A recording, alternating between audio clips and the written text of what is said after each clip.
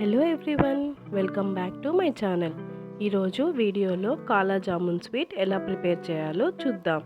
దానికోసం మిక్సింగ్ బౌల్లోకి 1 కప్ గులాబ్ జామ్ పౌడర్ని తీసుకోవాలి. ఇక్కడ నేను ఎంటీఆర్ గులాబ్ జామ్ పౌడర్ని తీసుకున్నాను.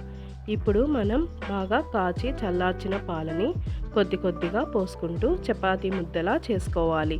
ఇది మరీ హార్డ్గా ఇక మరీ సాఫ్ట్గా ఉండకూడదు. మరీ హార్డ్గా చేసుకున్నామంటే మనకి క్రాక్స్ వస్తాయి. ఇంకా మరీ సాఫ్ట్గా చేసుకున్నామంటే చక్కెర పాకంలోకి వేసినప్పుడు బాగా మెల్ట్ అయిపోతుంది. ఇలా చపాతీ ముద్దలా చేసుకున్న తర్వాత మూత పెట్టి ఒక 10 నిమిషాల పాటు అలా వదిలేయాలి. ఇప్పుడు చక్కెర పాకం కోసం స్టవ్ మీద గిన్నె పెట్టి దాంట్లోకి 2 కప్పుల పంచదార, 2 కప్పుల నీళ్ళను పోసుకోవాలి. వాటర్లో పంచదారను బాగా కలిసే వరకు కలుపుకోవాలి. షుగర్ బాగా వాటర్లో కలిసిపోయింది కదా, ఇప్పుడు బాగా తెల్లనివ్వాలి. తెల్లేటప్పుడు ఒక 3 యాలకలను వేసేసుకోండి. ఇలా యాలకల్ని వేసుకున్నందువల్ల మనకి మంచి ఫ్లేవర్ అనేది వస్తుంది.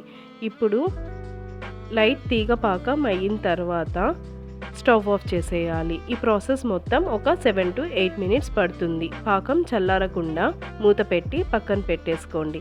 ఇప్పుడు మనం ముందుగా చేసుకున్న ఈ ముద్దని ఒకసారి కలుపుకొని మధ్యలో స్టఫింగ్ కోసం కొద్దిగా తీసి వేరే బౌల్లోకి తీసుకోండి. ఇప్పుడు మనం సన్నగా కట్ చేసి పెట్టుకున్న జీడిపప్పు ముక్కలు, చిటికెడు ఫుడ్ కలర్, ఇక 1 స్పూన్ చక్కెరను వేసుకోవాలి. ఇక్కడ మీకు షుగర్ పౌడర్ ఉంటే షుగర్ పౌడర్ని తీసుకోండి. బాగా మిక్స్ చేసుకున్న తర్వాత స్టఫింగ్ కోసం చిన్న చిన్న బాల్స్గా చేసుకొని ప్లేట్లో పక్కన పెట్టేసుకోండి. ఇప్పుడు రిమైనింగ్ ఈ పిండి ముద్దను కూడా చూపించిన విధంగా ఇలా చిన్న చిన్న బాల్స్లా చేసి ప్లేట్లో పక్కన పెట్టుకోండి.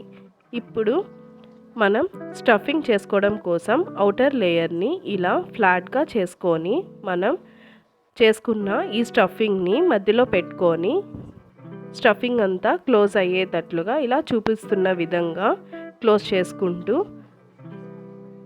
మనం రౌండ్ చేసుకోవాలి. మీకు ఇష్టమైతే ఇలా రౌండ్గా అయినా ఉంచేసుకోవచ్చు, లేకపోతే సిలిండర్ షేప్లో చేసుకోండి, అది మీ చాయిస్.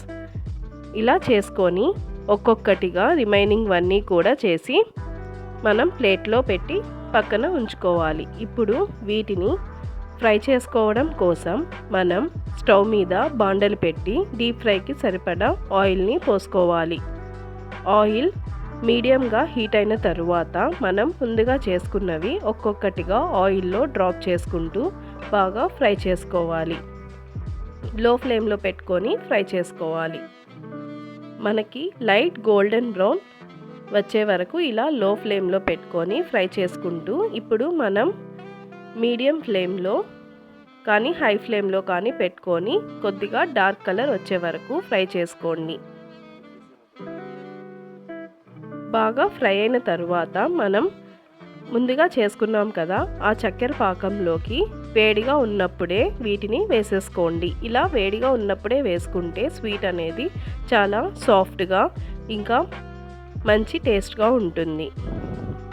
ఇలాగే రిమైనింగ్ కూడా ఆయిల్లో బాగా ఫ్రై చేసుకొని వీటిని కూడా చక్కెర పాకంలోకి వేసేసుకోండి.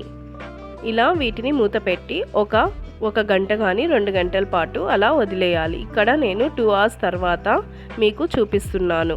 అంతే, ఎంతో డెలీషియస్ అయిన కాలా జామున్ స్వీట్ రెడీ. మీకు కూడా ఈ వీడియో నచ్చినట్టయితే ఒక లైక్ కొట్టి షేర్ చేయండి.